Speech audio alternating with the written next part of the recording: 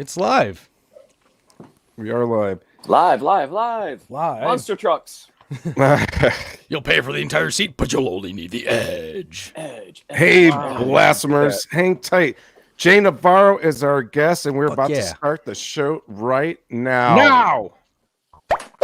Cheers. Hey, blasphemers, welcome to Simple Blasphemy, where we have the best times with the worst topics. We're three friends that discuss everything and nothing, from wacky headlines to games and trivia. All subjects bizarre and risque are on the table. Our weekly guests range from friends, musicians, and artists to professionals in a variety of industries. We go live on Facebook and YouTube every Tuesday night at 9 p.m. Eastern. Want to support the show? Join our Patreon. You can find it and more at www.simpleblasphemy.com. So grab a drink and join in! It's too late now. This is Simple Blasphemy.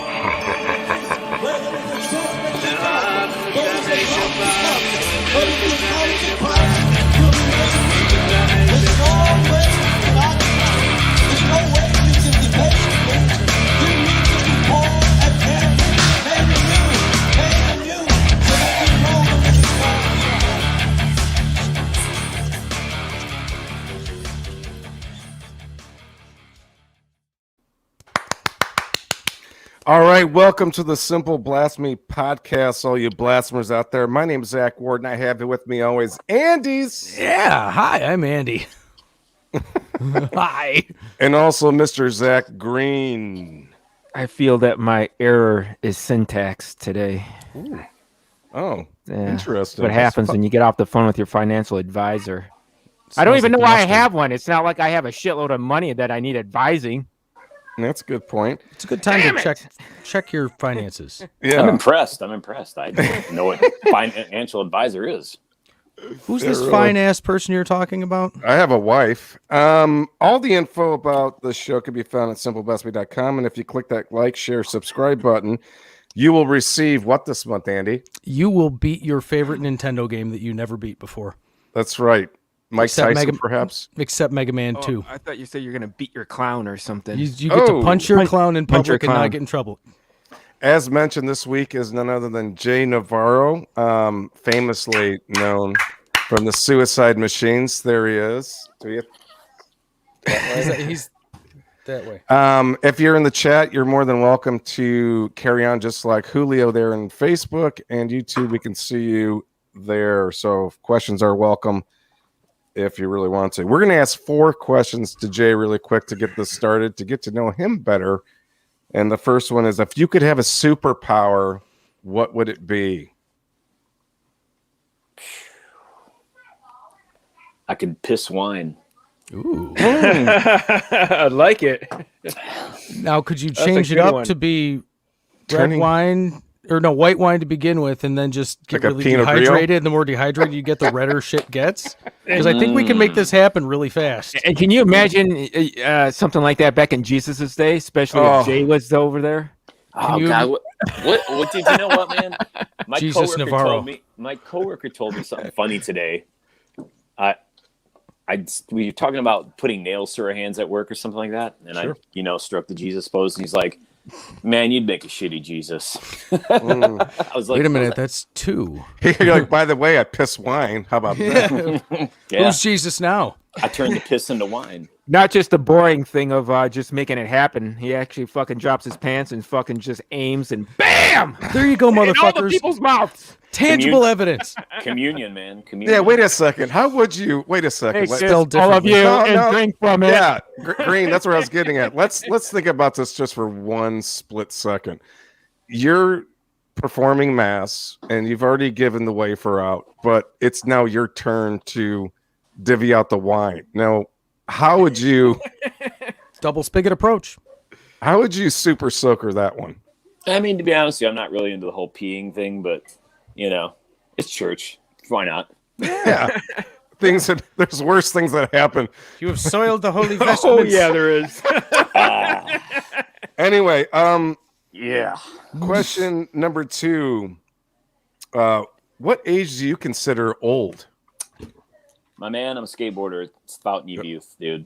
I can't explain it, man. Like, I skate with kids who are freaking 10 years old, and I skate with dudes who are 60 years old. You know what I mean? Like, and it's the young kids that kind of keep my mind fresh and open and keep me, you know, I don't know, man, just kind of like thinking differently. You know what I mean? So to me, there is no old age, dude. It's really weird, man. But that's something that like skateboarding has definitely given to me. You know what I mean? Like most people are like, oh, dude, who's the old creepy dude skating with the young dudes? But that's just like how like skateboarding is, man. Like I can't. Yep. If the little dude can hang or the old dude can hang, and they're usually pretty cool, it's like it doesn't matter, man. Like you're down to skate, and it's crazy, man. I love it because I got the elders, and then I got the middle-aged people, and then I got me kind of between I'm a yelder, young elder. I don't know. Anyways, and then I got the kids. You know what I mean? Dude, they keep you young, man. It's crazy. That's pretty awesome. Talk about wholesome shit. Yeah, you just got all got all deep. Fred Rogers on us there for a second. What is the most memorable gift you've ever received? I don't know. I guess it'd be my wife having my kids. Is that a gift? I don't fucking know. Yeah. I mean, that's a good answer. That's a solid answer. But like, what's like something that was given to you? Like somebody handed you something, and it meant something to you.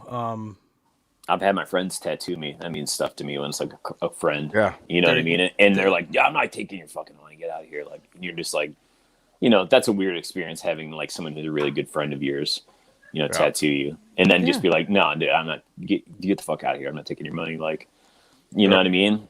So that's an interesting gift, I guess you could say. Yeah. It's a weird one. That's unique. Definitely memorable. Yeah, man. Yeah. Last question, one of my favorites. What is the worst job you've ever had? Woo, that's pretty easy. When I first started at St. Andrews Hall in 1990 or 1991, I had to start on day shift, and so I had to clean St. Andrews Hall.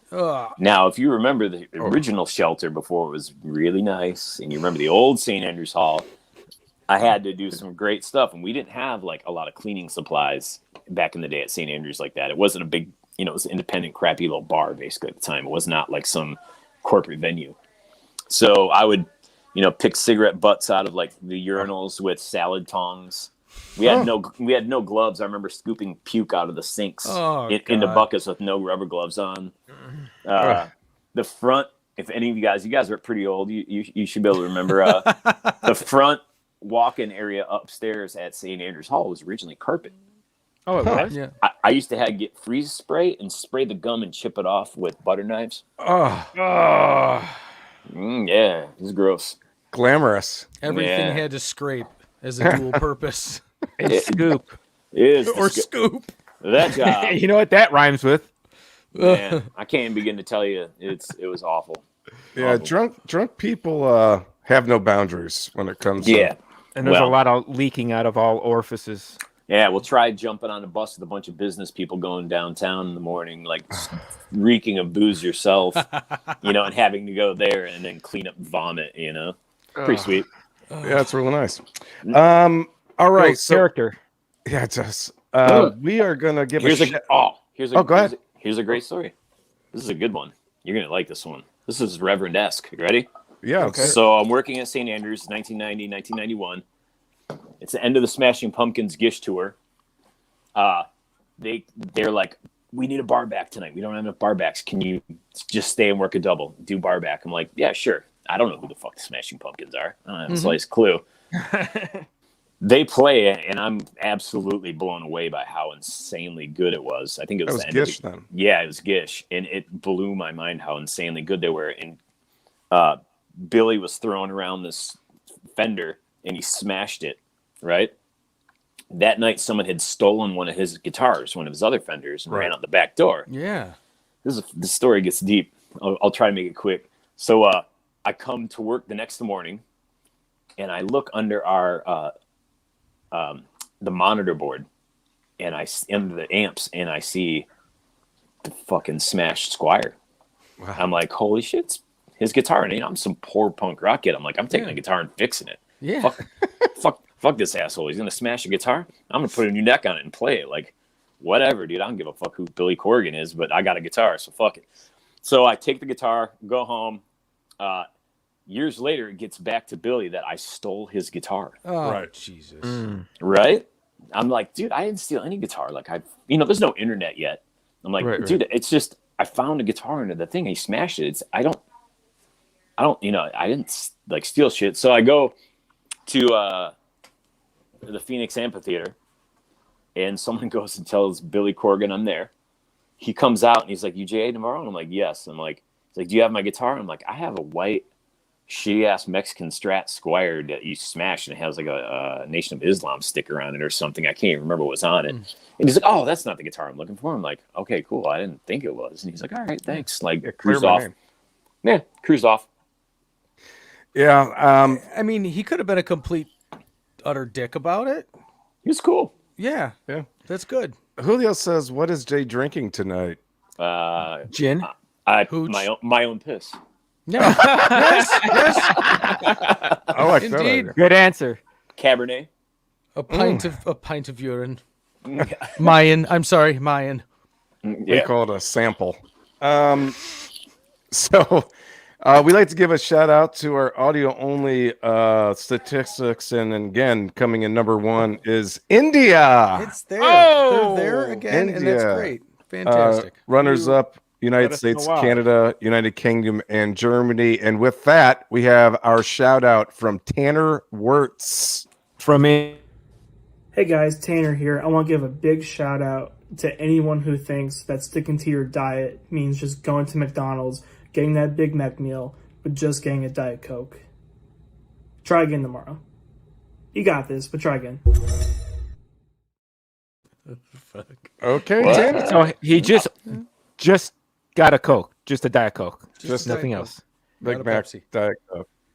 I got a feeling it's not healthy for you. Yeah, I've kind of Preserves you.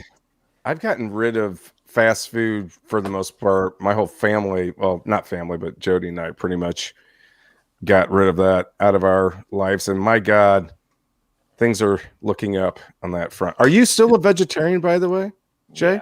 Yeah. Yep. How many years? This has to be I don't know. Can't remember. a lot. 30. 30 years? So, That's I amazing. don't know, maybe longer. Something. I'm not really sure anymore. I don't really keep track of things, obviously. Yeah. I didn't even know it was my band's 30th year anniversary. I don't know. Yeah, speaking of not keeping track, and we will get to some suicide machines questions I see starting to come in. 30 years ago, you start this band. What was the music culture like in Detroit at that time? I mean, there's so many like, coming out of the 80s. What got you involved in the ska punk thing that you've mastered? All right, so I was playing in a lot of punk bands in the end of the 80s, in hardcore and stuff like that. Played for like Screaming Bloody Leper Children, SBLC. I played for Cold as Life, Positively Negative, and I was playing in a lot of punk bands already. But the scene was like terrifyingly scary. Like, it was not cool, man. Like, it was scary. It really, the scene, not only was it like outcasts and rejects, but I mean, it was like real outcasts and rejects, like people who were, from really screwed up families, and they're just as screwed up themselves. You know what I mean? It's a lot. Mm-hmm. So, junkies, murderers, none of the clubs were in good areas for the most part. I'm sure you can all relate. I know you've been to some of them, it was so awful. You'd go to a show and you like, okay, am I going to get beat up? Am I going to get stabbed? Am I going to get robbed on my way out to my car? You just didn't know what was going to happen. Is there going to be a giant fight? It's going to suck. Like, am I going to get hit by a random bottle? Or just stupid stuff, right? Like, that's how things were. And it was like, it was getting kind of like depressing to me. And then I had seen Gangster Fun play. And I remember thinking, God damn, this is fun. I'm at this ska show, and like, it's fun. Like, people are dancing. There's no like worry of a fight. There's people there that are like maybe a little bit more open-minded to the world than the punk scene was at the time. I can't really say because you'd have like hip hop kids at a ska show or at a gangster fun show. You know, you'd have hardcore kids at a gangster fun show. You'd have like the 655 tribe dudes down at the gangster fun show, skateboarders. You know, and it just kind of showed me that there's like a whole different way of doing things in Detroit, as far as you know, managing to have a good time. You know, and kind of lift up instead of be this negative force of music, which was very negative. You know, it was angry and negative, which it's cool. I mean, I'm pretty angry and negative a lot of times too, but like, it felt fun to go to one of these shows. You didn't have to worry about getting your ass handed to you. You know, Right? Yeah. So what? So many times bands don't ever leave their hometown or even within like an hour or two radius of where they live or where their group is. What was it that got you on the road, your first tour, that made you actually leave your comfort zone, so to speak? all right. So my friend's band, Current, had gone on a tour. It was the guys in this hardcore band. They used to be called Relapse. Then they're called Gallows Tree. And then they became a band called Current. These guys did it super DIY, man. They put out their own records, had their own record label called Council Records, got an old ambulance van, you know, and went on tour. They booked their own tour. Wow, went out west, went out east. And I remember like going, man, they did it. They fucking pioneered it. Yeah, they're one of the pioneering bands from our city, I felt, that actually went out and like, they just went out and did it. Like, you know how people, when you see these like documentaries, people are like, oh, Black Flag went across country and they just met all these people and they did it. Well, Current kind of did the same thing in my eyes to like us. Like, it made me and like the good guys in the Suicide Machines at the time think like, oh, it's fucking possible. You know what I mean? Like, Right. And half of it was, you know, them using Book Your Own Fucking Life, which is a publication by Maximum Rock and Roll, just had phone numbers, people, all over the United States. And then they also had put out split records and put out other bands' records around the United States, right? So they'd become friends of these bands. So they'd go to, you know, out west and, you know, play with Indian Summer out on the West Coast. You know what I mean? It was like, I watched them do that, and we all watched them do that, and we're like, you know what? Fuck it. It can be done, you know? Right. And I wish I had something like that happen to me when I was younger, because I never truly left the city, unfortunately, because like you said, once you've got some monster gumption or you see somebody else like, I can do that, you know, we can do that too, which is pretty sweet. So 30 years ago, Suicide Machines get together. How did that all kind of come about from coming out of the other bands? And how did you, since you've already done the music thing, did you just instantly like, we got to make a record? No. So like, I had found a lot of bands at the time. I was listening to like, you know, like Bad Brains, obviously, and they're playing like reggae and punk. And then, you know, I'd found, you know, Fishbone, obviously, and the Specials from England, and a big eye opener in Gangster Fun. But the huge eye opener to me was my friend Jeff in high school had given me a tape of Operation Ivy. And I didn't even understand what it was. It didn't make sense. I'm like, they're playing the stuff that's kind of like the Specials and Fishbone, but like it's punk.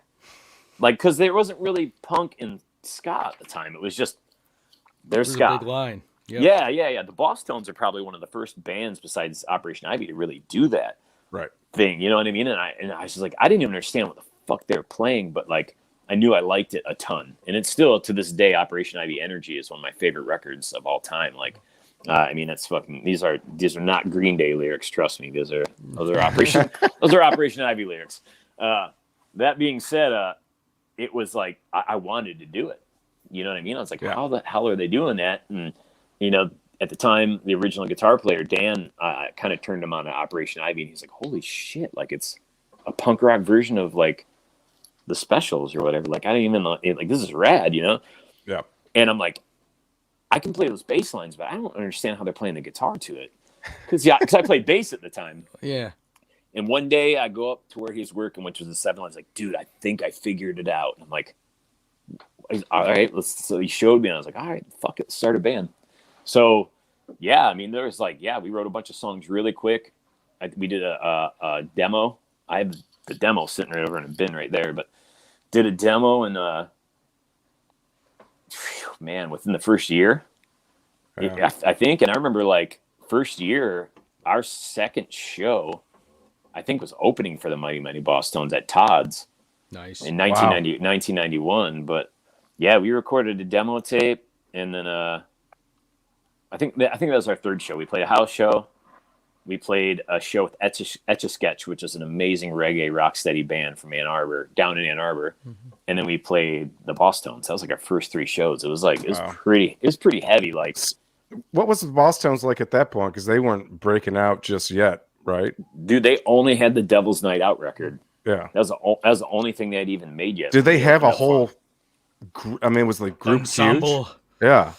At the time, it was really funny because they had just got a song on a Converge commercial, and it was like that was it, man. It started exploding for them. I would say like when we opened up for them, there's probably like 250 kids. That's pretty 300 kids. That's pretty good for back then, Yeah. Oh yeah. Julio's question: madness or Scatolites? Scatolites. I'm sorry, I didn't know that. Nah, Scatolites, dude. Are you kidding me? There's no contest. Oh, we Zero have contest. Alan. Greetings from Mexico. He misses traveling to California to go see the Suicide Machines show. Yeah, dude. We'll get down to Mexico soon. I swear, Alan. I'll see you. I actually think I know who this is. So, hello, Alan. Zach says release ¿Qué the pasa, demo. carnal? What?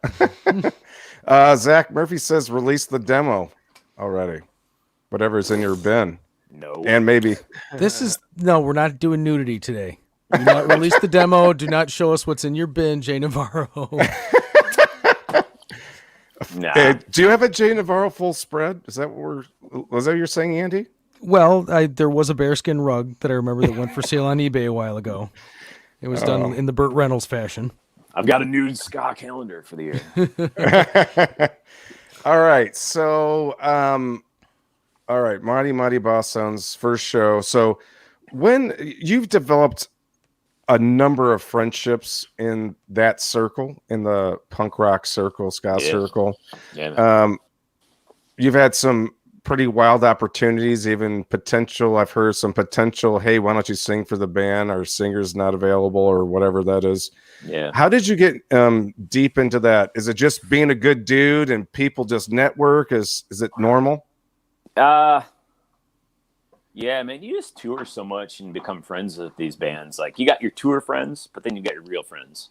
Right. You know what I mean? And like, if you're referring to me like singing for Pennywise, like, they were my real friends. It was hard. I actually told them no right off the bat because I like Jim so much. And I was like, nah, I can't do that. A couple months went by and Fletcher kept bugging me and had a really bad day at work, got super drunk and sang all the demos. So I was like, fuck it, and just sang them all. I was like, Jim will come back and hopefully Jim doesn't get mad at me. I'm going to call him and tell him, I'm going to send him. But they had already found a singer at that point because I'd blown him off for so long. So that's awesome. And folks, if you're in the chats, YouTube or Facebook, feel free to throw some questions up in the chat for Jay. This Cabernet is not good wine. Don't buy this. I always go really cheap. If you look right there, it's like $7.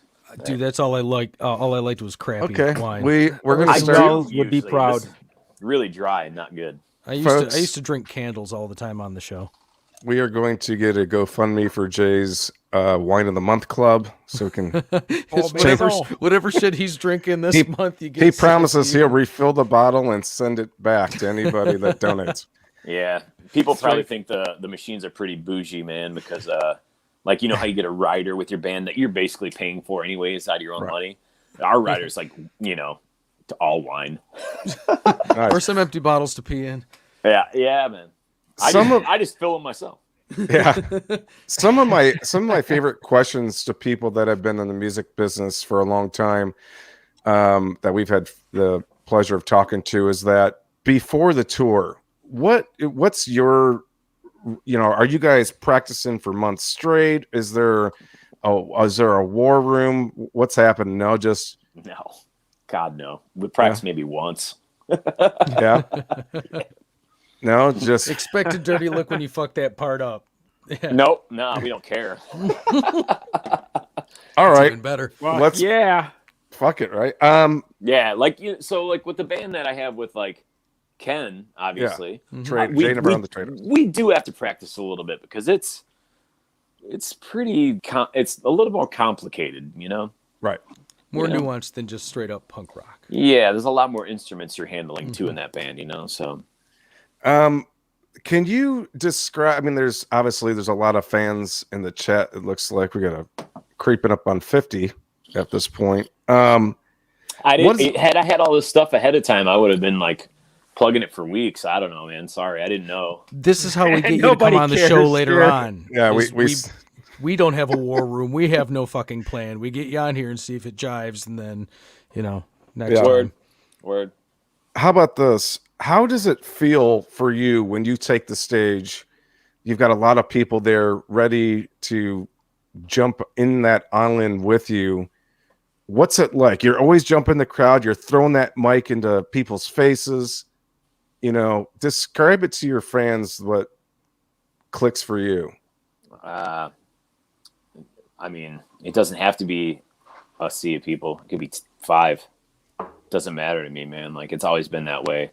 You know what I mean? I wouldn't do bands like, the Traders or Break Anchor or Hellmouth because, I mean, no one comes to see those bands comparatively. The crowds are way smaller than the Machines crowd. It doesn't mean shit to me how many people are at a show. Like, I'm there to exercise some of my demons and have a good time and get it out and put maybe some good vibes out into that universe. You know what I'm saying? But like, as far as passing the mic out, man, like, I saw a lot of hardcore bands at the end of the 80s. And the hardcore bands, they shared the mic.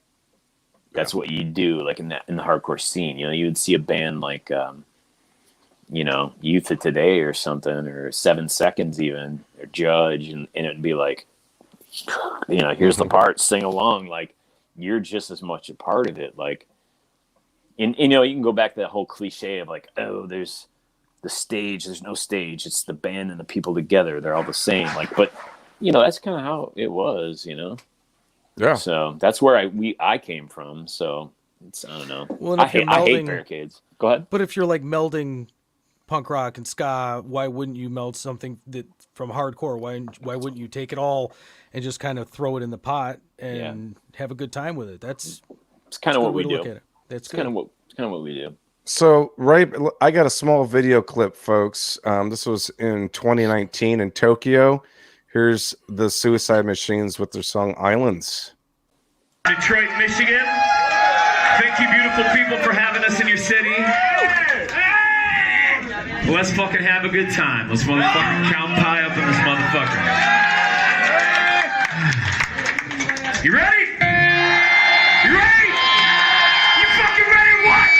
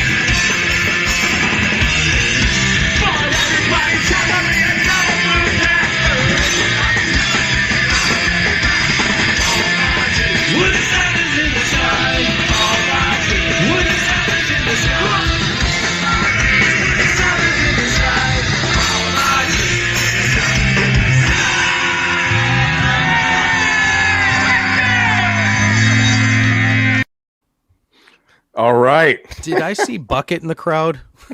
No. I wish Bucket was in the Yeah, no shit. I after coming across that video, choosing that one, I suppose it just made me really miss Live music, live music, playing and shows. that. But How do you feel about? Do you miss playing shows, Jay? I didn't up until maybe end of November. I remember snapping, going, "Fuck! I just want to go. I just want to see a show." No, Yeah. I didn't even want to like play one. I just want to go to a bar. I want to grab a drink, and I want the energy. Yeah, man. Yeah. I need to feel the energy. The communal energy is. Oh yeah, I missed that. Yeah, that was it, man. And then it was over. It felt really Yeah. good for me to go and not play a show for a long time. And I mean, at the beginning, and I'm like, yeah, I just want to play again. Yeah, kind of. The big thing is I get to see a lot of my friends around the world. Like that's how I get to see them. God, I'm even missing the local people in Toledo that I play with. Colin says, not a question, but a shout out to Jay for being so cool. My band Entropy Oh yeah, played in with TSM in the 2015. Suicide Machines. Yeah, at TSM. Yeah, I have the all white Entropy record. I think it's like got a not a caveman on it, but something like that. I've got it.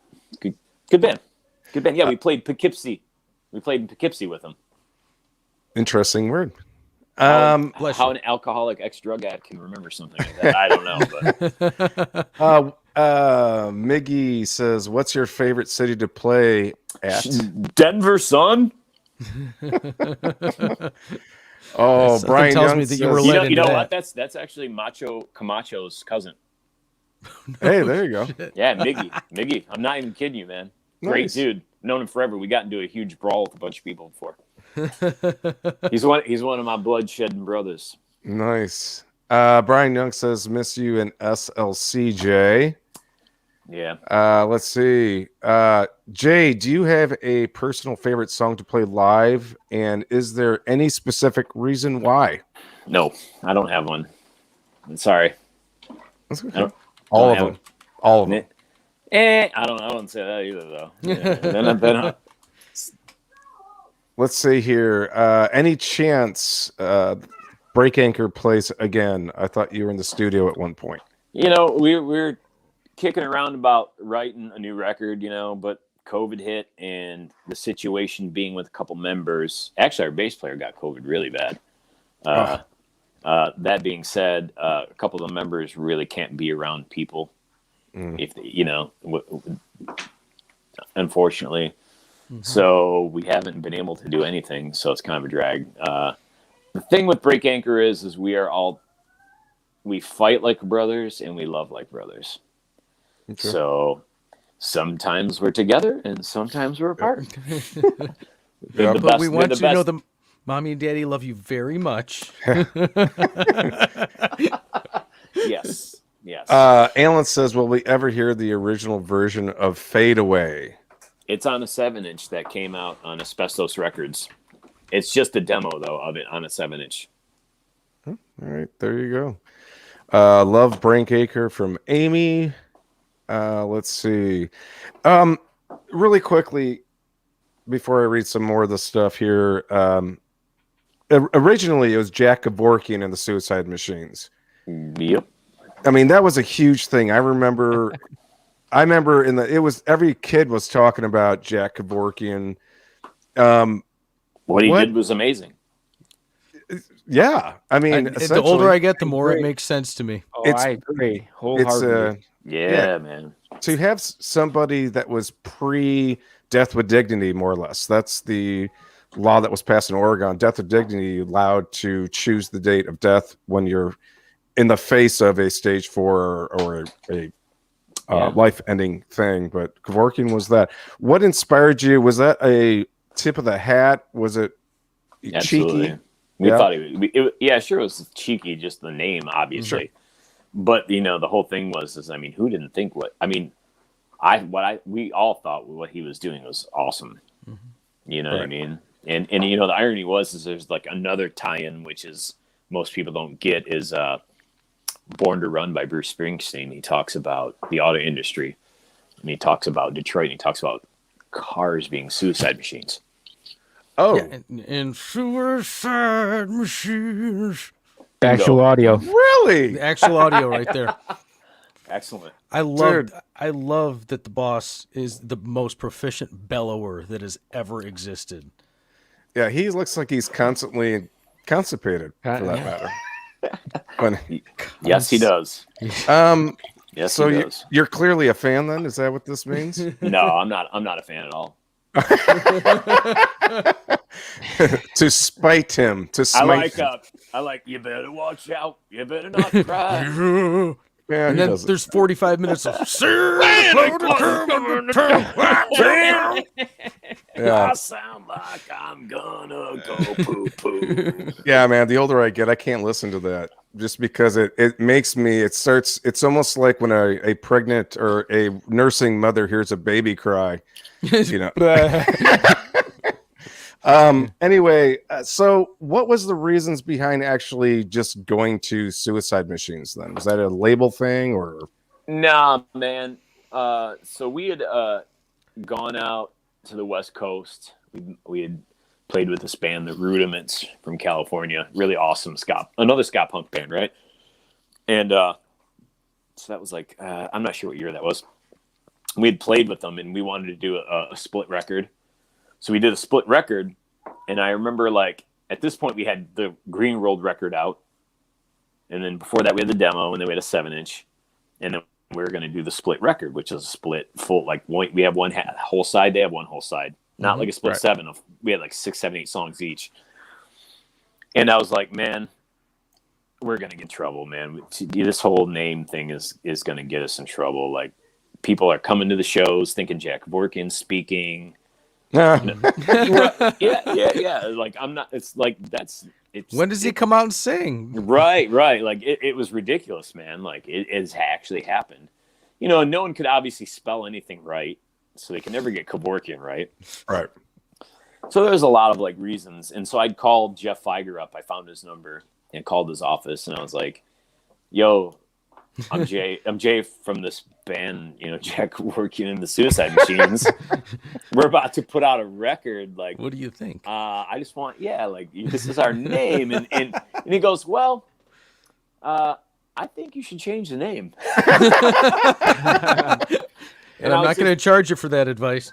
That's yeah. The irony is later he'd go, his firm would represent me in a case actually later, which is funny.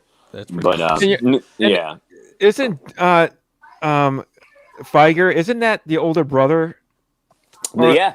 To the Knack. Yeah. The My Sharona. My Sharona. One of the best guitar solos, by the way. So was Jeff older or younger? Was he younger? I don't know. Yeah, but I know that he was the brother. Yeah. Oh, yeah.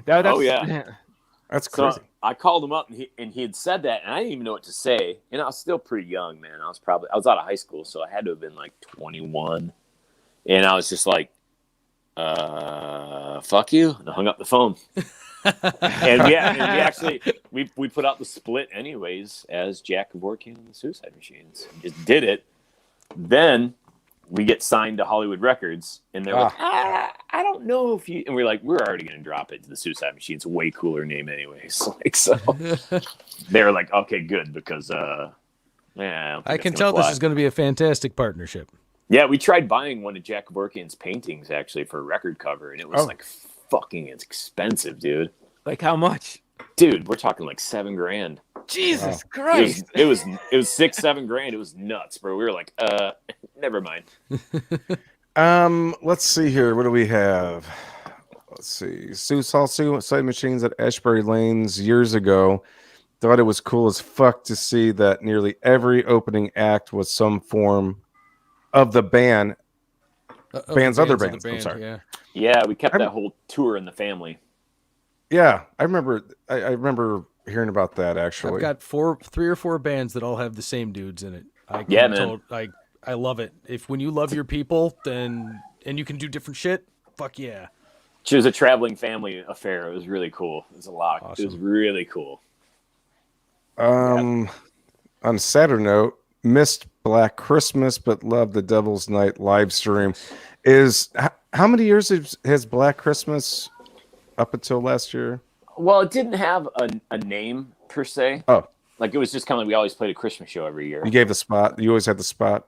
Yeah, we always would play usually we play 2 or 3 nights in the Majestic upstairs, or Clutch Cargo's when it was open, and we kind of just always did a thing. And then I think Ramona, who owns Black Iris Booking, and she's an old friend of mine, had actually started up her own booking agency. She's like, oh, let's do it crazy. We'll do it like a festival. And because she was Black Iris, we're like, let's call it Black Christmas. You know what I mean? Like, because it was really, she did all the work for the most part. Yeah, we'd call some of our friends and make sure we could fly them in and stuff like that or whatnot. But that was all her brainchild. It became Black Christmas. Awesome. But this year we're actually going to try to play again on Devil's Night or Halloween in Detroit. So will shows happen? I don't know, but we're going to try. Everybody that I've talked to that I've associated with through my job, or they're saying that everything is on for the fall.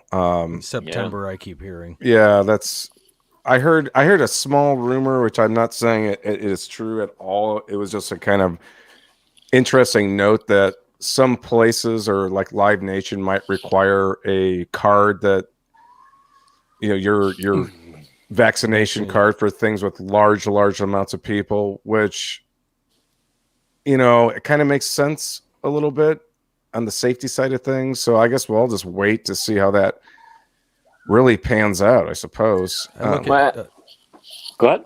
Oh no, I was just gonna say that Devo's playing Punk Rock Bowling in September.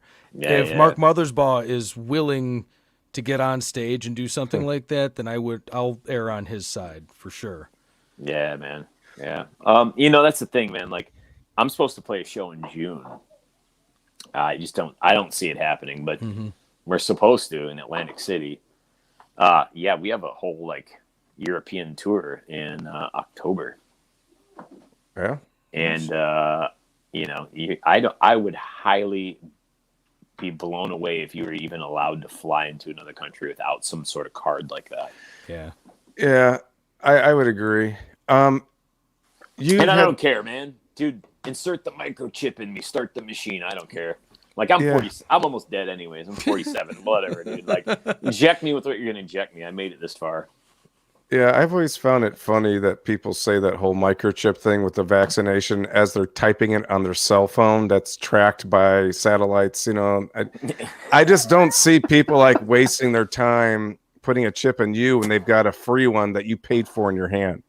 I think those dudes wear buffalo hats and paint their faces with American flags, to be honest with you. I digress. That fucking guy. Our apologies to the Vikings. No apology. No apology. Vikings are all right. Vikings are great. I like Valheim. It's a great video game. Yeah. Well, for a bunch of rapists and pillagers. Oh yeah, sure. Horrible colonizers. What is your opinion on the vibe and the feeling of actually going and doing a European show opposed to having such a very tight home base here in the States? Yeah, I mean, you know what I mean? Like, how do you enjoy travel in that sense? Yeah, man, I've become a nomad. You know what I mean? I'm a pretty big intro. Like, I may be cordial to people and like to talk to people and shit like that, man. But to be honest with you, I'm a pretty big introvert. You know what I mean? Like, I'm quiet. I mean, I talk to my friends. You know what I mean? But the thing is I'm so used to being alone. Look at what I do. I skateboard, right? Right. I do that because I can do it alone. Yeah, there's a community, you meet people, and it opens your mind. But at the same time, you can do it on your own. I think the thing is I had toured so much as a kid. Like, I grew up in a really shitty household. This might make sense. Like, I didn't have, my parents didn't love me, I don't think. So I was by myself. You know what I mean? I didn't have sisters until I was way older. But at this point, I had checked out of that family. So I was used to being on my own, kind of. So to be in a van and just touring around the world, right? it's such a like I became so nomadic that it's hard for me to stay home. Mm-hmm.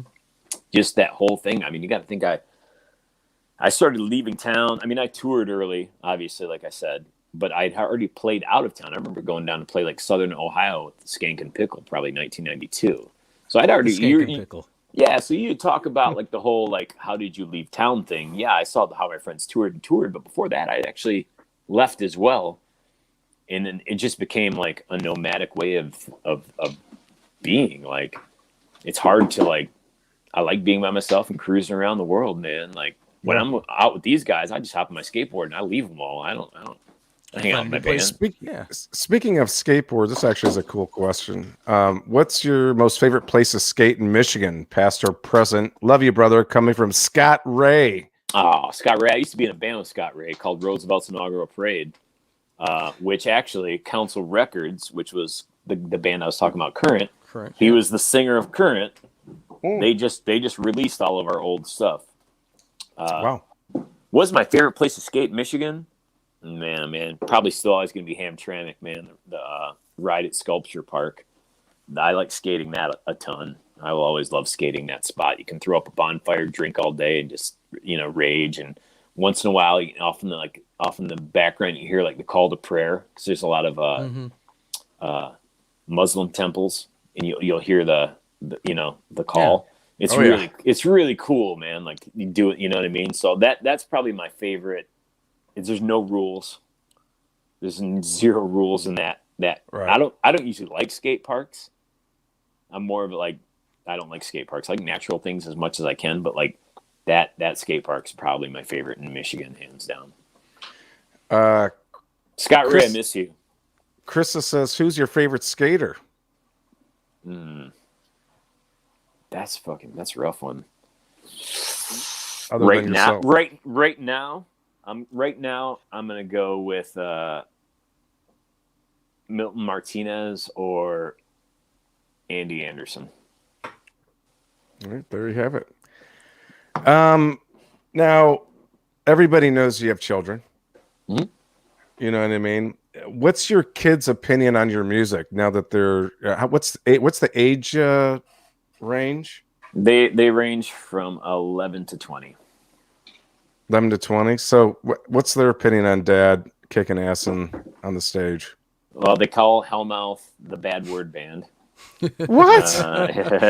Well, not the older ones. Obviously, the older ones that'd be even swear funnier. more than, Are you swear more practicing than I do. Bad word band? Yeah. My older daughters obviously swear more than I probably do, but I don't know. They don't give a fuck. Like, just fucking dance bands. I don't know. My kid doesn't give a shit. Yeah, totally, dude. Yeah. Like, oh, you're playing the Warped Tour. Cool. Give me another. Oh yeah, so I can go see bands I like. That's even way cooler. Yeah, totally. Like, there's benefits. Dad's got benefits though. Dad, why do these people like you? Yeah.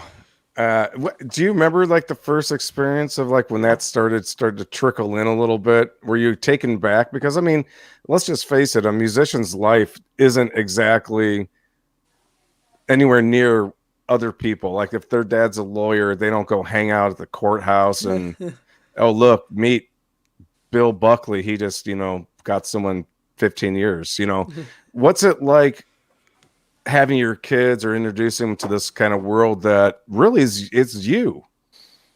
Half the reason I kind of almost stopped is I remember the day I brought my daughter Adeline on our tour bus, and I was about to leave for like 7 or 8 weeks, and she started crying, and I was like, and I just had my daughter Vivian too, and I was just like, fuck, man, it's getting so hard to leave these kids. Like, as introverted as I am, which I'm introverted towards a lot of people, even my kids, like I am a very quiet person. Mm-hmm.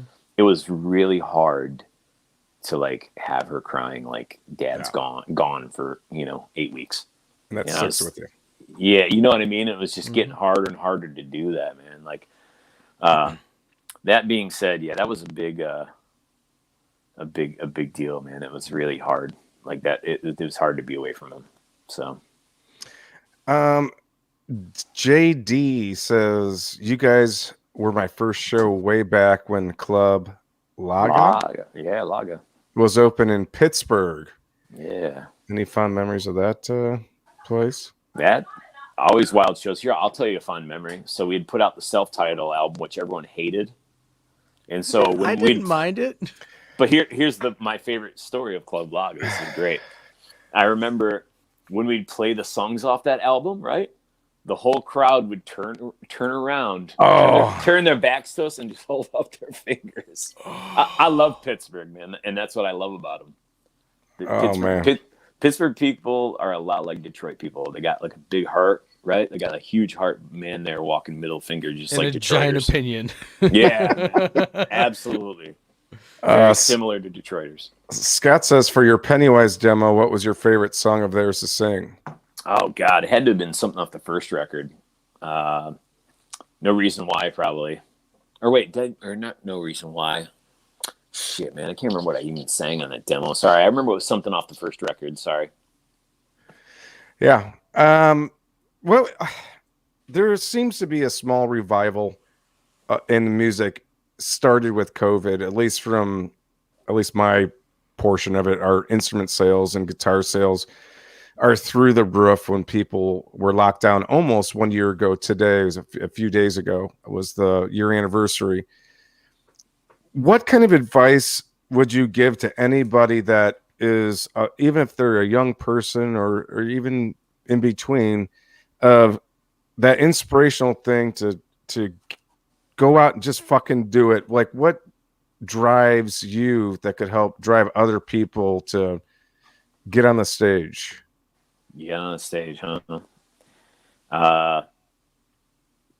Don't give a fuck. You know what I mean? You're not going to make money. Don't think of money. You know what I mean? Most, I don't know how people start bands these days. You don't do it because of you think you're going to be famous. Like, I never thought like someone was going to be singing a Suicide Machine song. Maybe like two of my friends at a party. Right. And that's how you start these things, man. You don't do it. You do it because you need it. You do it because you grew up in it, and you need it. You know what I mean? And maybe a couple of your friends need it. Yeah. And that's why you start it. You're ready for your world, your bubble. Yeah, man. Absolutely. He's explaining exactly. Yeah. That's I always thought that very, very much so. You're doing it for you. Yeah, man. Zach and Green. You're doing it for other people too, but like you're doing it to make this energy happen. That's it.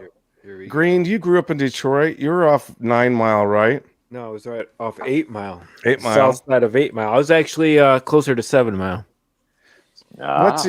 What do you remember from all East this? side, west side.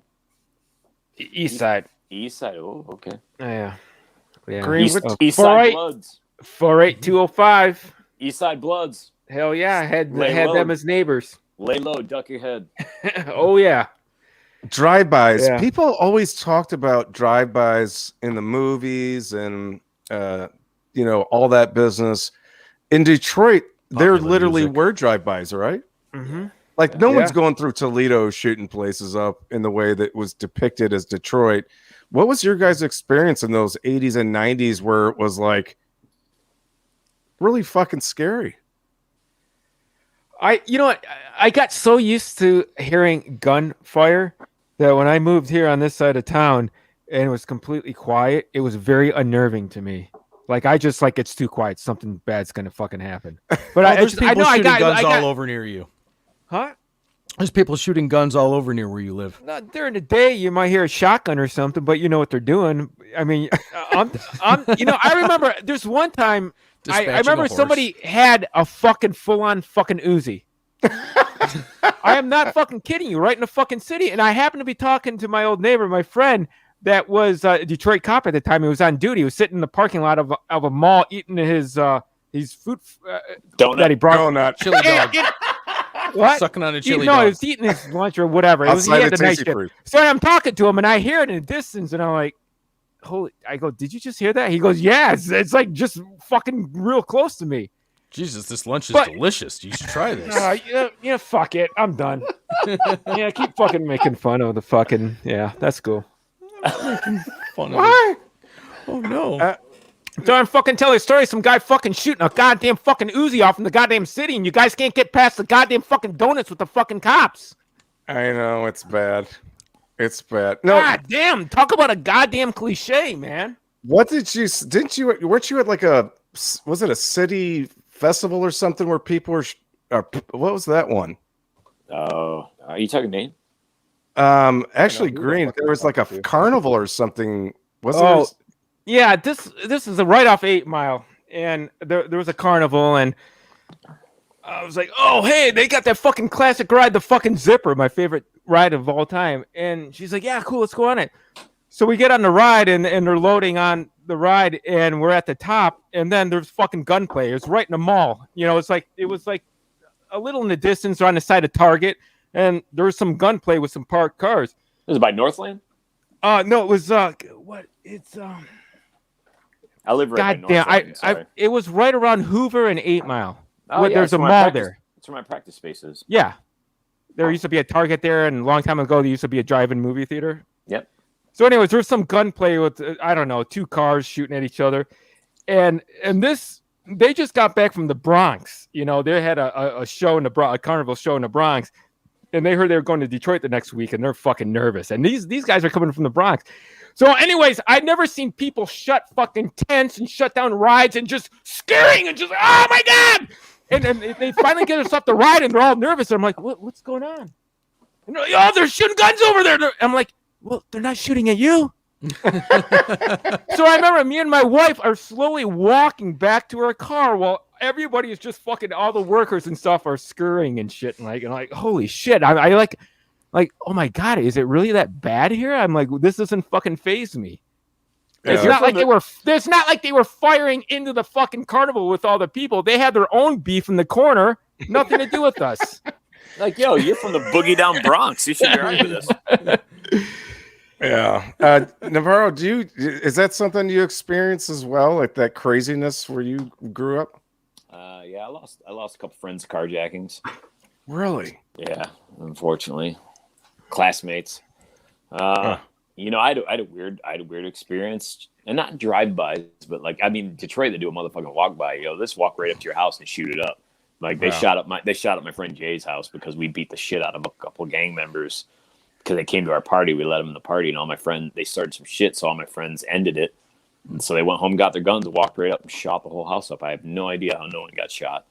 Yeah, you know, but you got the cops doing the same thing. Like in Brightmoor, I stayed in Brightmoor, you know, and they'd roll around undercover cars, like we call them the Big Three in that neighborhood, and they'd be undercover, plain clothes, and they'd come out, you know, step on your neck and go through your pockets. But they ended up like shooting up 2 houses down from where I was, you know, flopping. They ended up shooting, and they actually shot the singer of this band, the Beer Whores, because he was sitting on the porch with those guys 2 doors over. You know what I mean? Because they were the dudes running the crack house across the street. Was that back during when they were running Stress, the Detroit Police Department? This is after Stress. Was it after Stress? I think Stress had been done. I think Stress ended after like in the end of the 70s? Wasn't Stress the end of the 70s? It wasn't. Yeah, Coleman ended that. Coleman Young ended that. Yeah, he put an end to it. So that being said, no, it wasn't Stress, man. But that being said, you know, it still goes on to this day. I was down in Chicago playing recently, Reggie's? and with the Traders, and I get to Chicago, and my kid calls me, and she's like, "Dad, we're inside of a building. Someone is outside shooting people." Mm-hmm. They were down at the DIA during there's like some Christmas holiday thing that we go to every year. It's really fun. They shut down Woodward, and it's fun. And my kids were about 10 feet from where a guy shot someone. And they ran into a building and hid next to the DIA because they booked the other way. Mm-hmm. And my kids are like, "Dad, we're stuck in a building. They don't know where the shooter is." And I'm in Chicago. All 6 of my kids are with my wife. And I'm just like, "Listen, don't go to the front door. Go find the back door exit and just wait.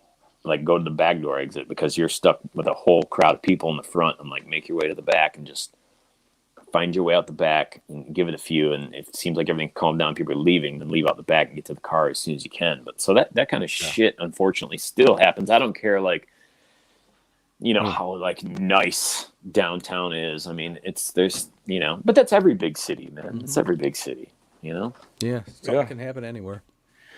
Lastly, we have Michael here. He says Jay was someone I looked up to when I first got in the punk scene, and now I'm very happy to call him my friend. Great show, guys. Pizza Mike. Pizza Mike. Is that a shout out? Yeah, well, he's crazy into pizza, right? Anyways, he actually ran tours at the Motown Museum. That guy. Awesome. Yeah, Yeah. very I've been cool there. dude. Yeah, cool dude. Maybe I'll start a podcast with him someday because he's a pretty interesting fellow. There we go. Yeah. Lastly, I just wanted to touch on food, not class, really quick before we get away from the show here. One of the things that so many people, maybe even behind your back, respect about you is you walk the walk, and not just talk the talk in making the world a better place. Would you be able to speak to and tell us about that organization, Food Not Class? So before I talk about that, listen, man, I can only do what I can when I can. And I feel like everyone should apply that to their life. Yeah. You know, you can't always, but you can do something. You know what I mean? Yeah. And do what you can, how you can, when you can, right? Mm-hmm. That's my whole theory, man. Like that's my entire theory with life. How can you be effective? What is the most effective thing I can do? How you can, when you can. You know what I mean? That's it. Yeah. You know, Keeping even if things it, running in the positive, right? right, man. It's very simple, man. And you know, these days I don't get to do it a ton more because I had to switch jobs because I lost my job because of COVID. And before I was working nights, so it was easy to do this during the day. Mm-hmm. And I'm actually going to off work early tomorrow, so I'm probably actually going to go do it tomorrow. But that being said, you know, Food Not Class is awesome, man. It is people who no one wants.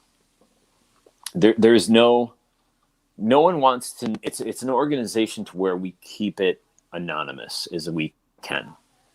You know, none of us are doing this because we want a fucking pat on the back. You know what I'm saying? Like that's not what it's about. You know what I mean? Mutual aid is not about that. You know, that's not what mutual aid is. You know, this is like trying to succeed where the city is failing. You know, and that's what Food Not Class does. You know, like phenomenal bunch of people. It takes a village of people to pull this off. You know what I'm saying? Right. You know, I try to just I just try to speak out and do the best I can with what I have too. Not just like nowadays I kind of moved into the kitchen more and was cooking and packaging with people instead of being downtown feeding. I actually would go to the kitchen and help like Chef Bay and Matt and all them cook and Effa and package stuff. But that being said, it takes a village of people to pull this off, man. Like, and no one wants thanks. Thanks goes a long way, sure, but like none of us want that. You know what I mean? We're doing what we can, how we can. You know what I mean? When we can, and it, you know, Food Not Class is it just shows you that the system is not working, at all, which is kind of where we come in on that very small part in our community, and that's what I feel like the big thing to be learned from something like the tragedies that have happened over the years of the police killing people. Right. The biggest lesson I took from all the marches I was involved in and the protests I was involved in last year was there was one guy who really impacted me. It was like, listen, man, you want to change things? Get to know your neighbor. Right. Get to know your community. Go out in the community. You know, meet your community. Get to know your neighbor. Like, this is how you change things. You know, it's gotten to the point in America where, you know, people don't know their neighbor. They don't go out into their community. They don't get to know people, man. Right. And that was the one crazy thing I took away. And all that was one guy at the back of one of the marches riding around on his bike in circles screaming this stuff going, get to know your community. Get to know your neighbor. You know what I mean? Like, and it was like, that was a really crazy lesson for me for a minute. I was just like, yeah, it was insanely powerful, man. I was just like, I experienced a lot of powerful stuff over my years, over the course of the last year. But that was the one moment I was like, fuck, man, this guy is like absolutely right. Yeah, and you know, it's easier to be comfortable, and it's easier to have your community thrive when everyone does know each other in your neighborhood. Where I live here, we have a small Facebook group of maybe a 10-mile radius of this, basically where the elementary school is, surrounding it, everybody that goes in this area, and everybody constantly talks to each other. Even if it's, hey, I really need my fence painted. Does anybody have any recommendations around here? To, you know, hey, someone just hit my car and they drove off down this way, or my cat's missing. Now, provided I think human to human's the best solution for, you know, really getting to know somebody ultimately. But in these times, I thought it was pretty amazing that, you know, a good couple thousand people communicate on a daily basis and keep everybody kind of aware of what's going on, and it makes you feel safe and confident and proud of the area. And that's the one thing I always enjoyed, is like taking pride in my street and the kids here, making sure they're always welcome to come over, other kids that is, and play with our kids and all that. And I agree, but even like you just saying that, get to know your neighbor. I mean, that's super important, folks. You know, you can't just sit in your house and watch the Kardashians, who are not your fucking neighbors, nowhere near close to it. And the people that live around you are way more interesting anyway, you know? Yeah. And you know what?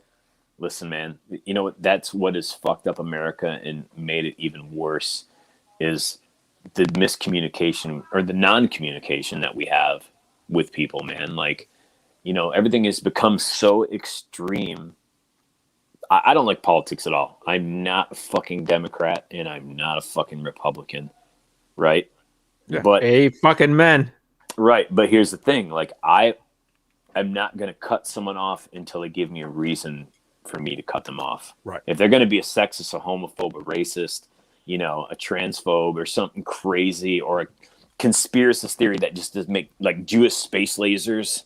You know what I mean? Right. Like, Wait, like, then Jewish? Be like, Jewish. right? Jewish Right. Space lasers. Wine pissing man. Mine.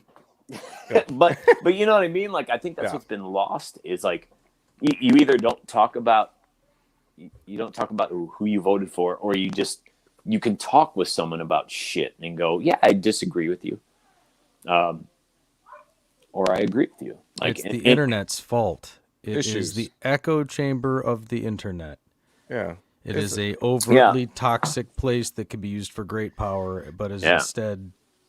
You know, the one thing I like about what you said, Jay, is that it's about the issues individually. And the one thing I don't particularly care about or like about people that do associate themselves specifically to an R or D is that it's like you're, like Andy said, an echo chamber or herd mentality to this group of issues. Mm-hmm. And I like to take things on an individual issue basis and say, hey, this is kind of like where I stand on this stuff. Where do you? You know, and it's too bad that people can't be a little bit more skeptical and critical rather than just falling into party lines, as they say. Yeah, I don't subscribe to any of those parties, but you know, I think that's a big part of the problem in the United States, is just not getting it. You know, you've got things like this, which is funny because we're online doing this, right? Right. Mm-hmm. But you've got these things that have completely taken humans apart. Yeah. Mm-hmm. From communicating with each other face to face. It's going to get to the point where we're not going to know how to, argue with each other, right? We're gonna forget how to interface. Yeah, we're either not going to figure out how to love each other or how to hate each other. So it's either going to be, okay, well, the human race is at an end because I don't want to love anyone. I'm over it. Or it's going to be, I'm going to kill this person because I hate them for no reason. The human race, or a little bit of both. End. Really. Yeah. Well, folks, we have reached overstretch a little bit of our show here today. Jay, we want to thank you so much for coming on, and happy 30th anniversary, even though you probably aren't going to be blowing out any candles anytime soon, I guess. But Didn't even know. Yeah. But And thank you for that information, Zach. Yeah, thank you Yeah, guys. Thank you for letting me know. I'm old. Yeah. Hey, Jay, Black Tar Halo is like my favorite fucking song in the world right now. That is about my friend's ex-wife. That is, it's just, it slams. I fucking love it. Thank you. The words, the music, the everything. It's The awesome. music was Rich, our bass player, had written this thing, and I was like, he wanted like really fast ska, and I was like, no way, dude. Vandals. It's a punk song. Fucking Vandal song. I'm like, it's That's a punk what it song. reminds me of. And I showed him, I was like, look, and I picked up my guitar and I played punk chords to his like ska bass lines. I was like, forget the ska. Let's play punk over it. And then I wrote the whole, like the rest of the lyrics, and they were like, oh yeah, this is a punk song. Yeah, it's fucking awesome. Hats off to you. Hey, man. Cheers. Thank you so much, man. We love you. You're an awesome, awesome human being, and the soundtrack to so many individuals and good times. So, having said that, folks, we will see you next week. We appreciate you tuning in. Thanks to Jay, and yeah, Thanks, Jay. we'll see you. Thanks for coming out.